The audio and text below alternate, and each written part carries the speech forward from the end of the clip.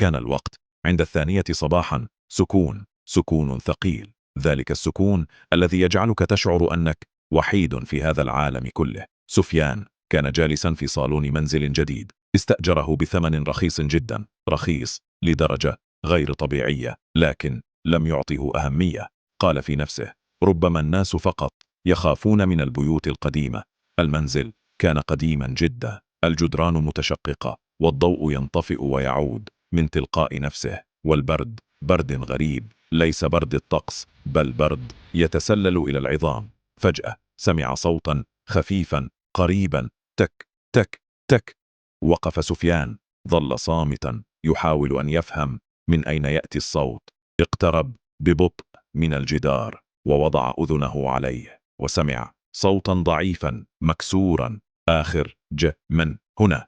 تجمد في مكانه، قلبه بدأ ينبض بسرعة وأصبح يتنفس بصعوبة، وقال بصوت مرتعش: من هناك. لكن الصوت اختفى وكأنه لم يكن. مر الليل لكن سفيان لم ينم. كلما أغلق عينيه يشعر وكأن أحدا يراقبه. في الصباح دخل ضوء الشمس من النافذة وشعر بشيء من الراحة. ضحك وقال: مجرد وهم. لكن عندما اقترب من نفس الجدار رأى شيئا أرعبه. الجدار كان يتحرك ببطء وكأنه يتنفس. اقترب أكثر، مد يده ولمس الجدار، وكان دافئا، وهذا غير طبيعي.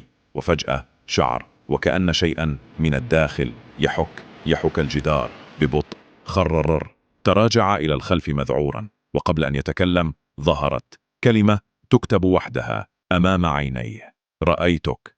خرج سفيان مسرعا من المنزل، أنفاسه متسارعة. ذهب إلى جار مسن يجلس أمام منزله ويشرب الشاي. قال له: من فضلك، هذا المنزل ماذا يحدث فيه؟ نظر إليه الرجل وصمت، ثم قال: كنت أعلم أنك ستأتي. تعجب سفيان: كيف عرفت؟ اقترب الرجل وقال بصوت منخفض: لأنك لست الأول، كل من سكن هناك يحدث له الشيء نفسه.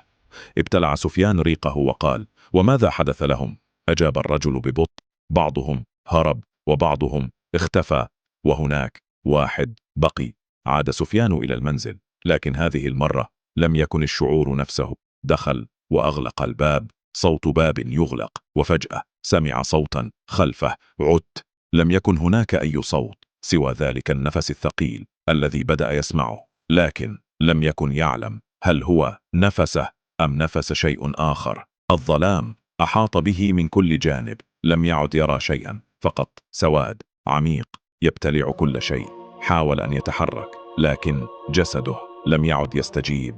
وفجأة سمع صوتا قريبا جدا من أذنه: ما زلت هنا. حاول أن يصرخ، لكن حتى صوته اختفى. شعر وكأن شيئا يدور حوله في ذلك الظلام، يقترب ثم يبتعد وكأنه يلعب به. ثم ظهر ضوء خافت بعيد، بدأ يقترب منه ببطء حتى ظهر جدار، نفس الجدار الذي في المنزل، لكن هذه المرة لم يكن عاديا.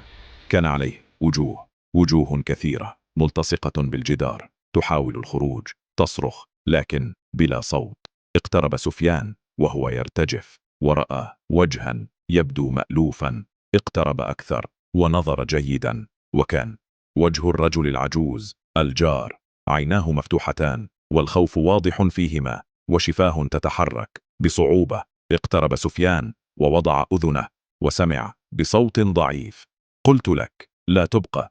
تراجع إلى الخلف مذعورا، وفجأة كل الوجوه التفتت إليه في نفس اللحظة، وبدأوا يقولون بنفس الصوت: أبقوا معنا، أبقوا معنا، أبقوا معنا.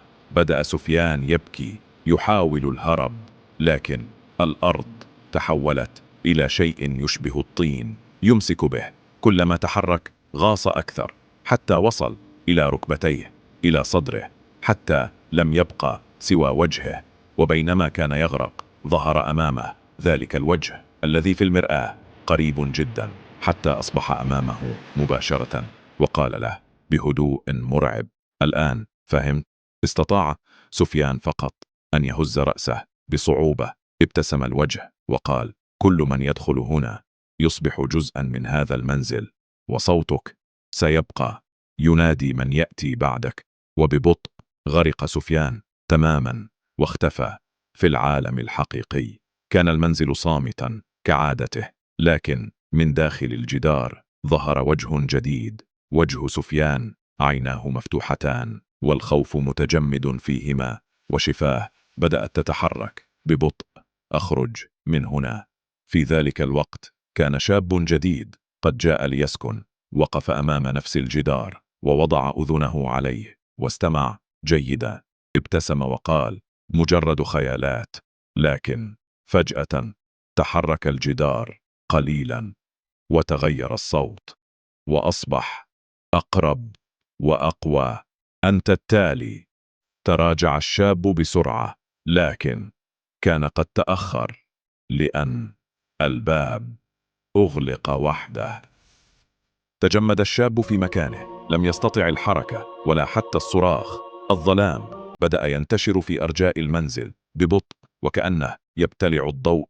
المصابيح انطفأت واحدة تلو الأخرى، حتى لم يبقى سوى ظلام كثيف خانق. بدأ يسمع نفس الصوت، تك تك تك، لكن هذه المرة لم يكن قادما من الجدار، بل من خلفه.